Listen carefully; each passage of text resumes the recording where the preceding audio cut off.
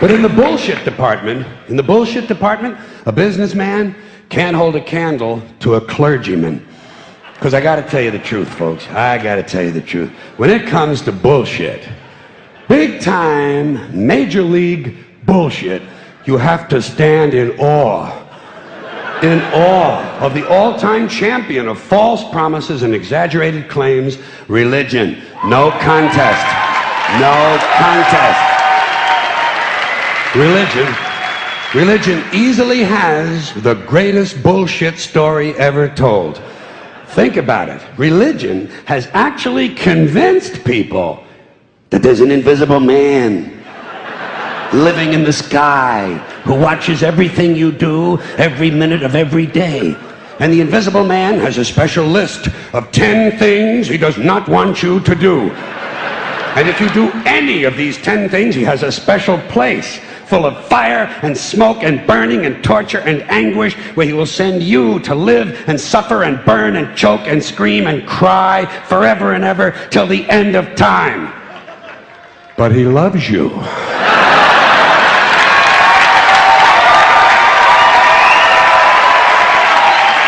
He loves you. He loves you and he needs money. He always needs money. He's all powerful, all perfect, all knowing, and all wise. Somehow, just can't handle money. Religion takes in billions of dollars. They pay no taxes, and they always need a little more. Now, you talk about a good bullshit story. Holy shit.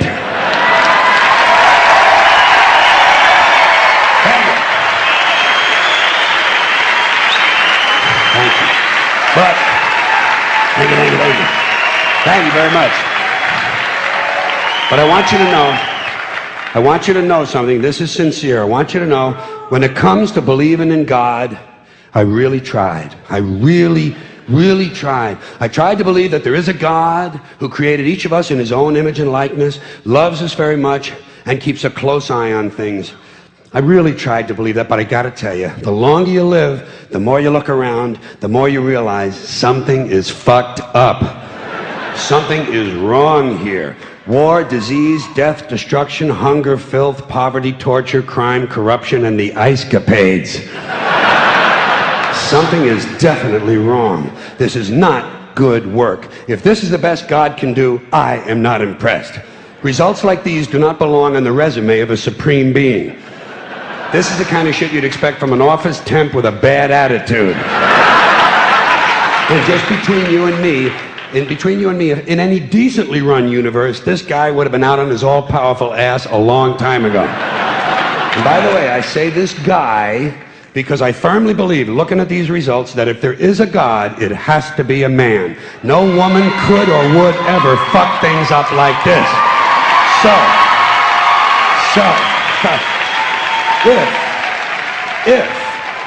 If there is a God, I think most reasonable people might agree that he's at least incompetent and maybe, just maybe, doesn't give a shit.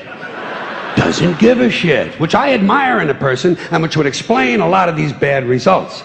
So rather than be just another mindless religious robot, mindlessly and aimlessly and blindly believing that all of this is in the hands of some spooky, incompetent father figure who doesn't give a shit, I decided to look around for something else to worship, something I could really count on. And immediately, I thought of the sun. Happened like that. Overnight, I became a sun worshiper. Well, not overnight. You can't see the sun at night. But first thing the next morning, I became a sun worshiper. Several reasons. First of all, I can see the sun, okay? Yeah. Unlike some other gods I could mention, I can actually see the sun. I'm big on that. If I can see something, I don't know, kind of helps the credibility along, you know? So every day I can see the sun as it gives me everything I need: heat, light, food, flowers in the park, reflections on the lake, an occasional skin cancer, but hey, at least there are no crucifixions, and we're not setting people on fire simply because they don't agree with us. Sun worship is fairly simple. There's no mystery, no miracles, no pageantry, no one asks for money, there are no songs to learn, and we don't have a special building where we all gather once a week to compare clothing. And the best thing about the sun, it never tells me I'm unworthy. Doesn't tell me I'm a bad person who needs to be saved. Hadn't said an unkind word. Treats me fine. So I worship the sun. But I don't pray to the sun. Know why? I wouldn't presume on our friendship. It's not polite.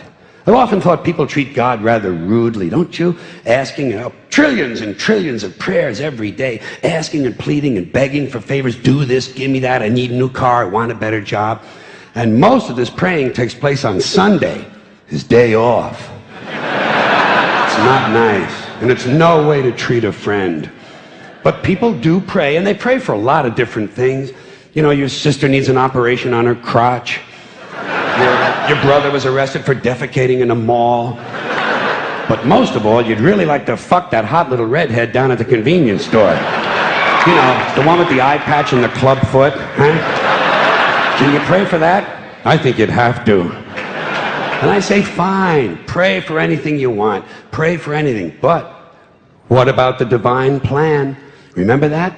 The divine plan. Long time ago, God made a divine plan. Gave it a lot of thought, decided it was a good plan, put it into practice. And for billions and billions of years, the divine plan has been doing just fine.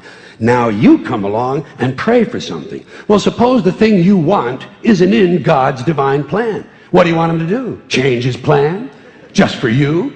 Doesn't it seem a little arrogant? It's a divine plan. What's the use of being God if every rundown schmuck with a $2 prayer book can come along and fuck up your plan? And here's something else, another problem you might have. Suppose your prayers aren't answered. What do you say? Well, it's God's will. Thy will be done. Fine, but if it's God's will and he's going to do what he wants to anyway, why the fuck bother praying in the first place? Seems like a big waste of time to me. Couldn't you just skip the praying part and go right to his will? It's all very confusing. So to get around a lot of this, I decided to worship the sun. But, as I said, I don't pray to the sun. You know who I pray to? Joe Pesci. Joe Pesci. Joe Pesci. Two reasons. First of all, I think he's a good actor, okay? To me, that counts. Second, he looks like a guy who can get things done. Joe Pesci doesn't fuck around. Doesn't fuck around.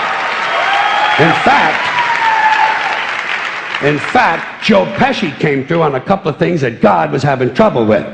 For years, I asked God to do something about my noisy neighbor with the barking dog.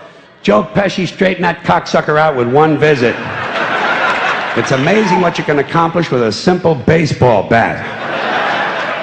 So I've been praying to Joe for about a year now, and I noticed something. I noticed that all the prayers I used to offer to God and all the prayers I now offer to Joe Pesci are being answered at about the same 50% rate. Half the time I get what I want, half the time I don't. Same as God, 50-50. Same as the four-leaf clover and the horseshoe, the wishing well and the rabbit's foot. Same as the mojo man. Same as the voodoo lady who tells you your fortune by squeezing the goat's testicles. It's all the same, 50-50. So just pick your superstition, sit back, make a wish, and enjoy yourself. And for those of you who look to the Bible for moral lessons and literary qualities, I might suggest a couple of other stories for you. You might want to look at The Three Little Pigs. That's a good one. Has a nice, happy ending. I'm sure you'll like that. Then there's Little Red Riding Hood, although it does have that X-rated part where the big bad wolf actually eats the grandmother, which I didn't care for, by the way. And finally, I've often always drawn a great deal of moral comfort from Humpty Dumpty. The part I like the best, all the king's horses and all the king's men couldn't put Humpty Dumpty back together again. That's because there is no Humpty Dumpty and there is no God. None, not one, no God, never was. In fact, I'm gonna put it this way. If there is a God,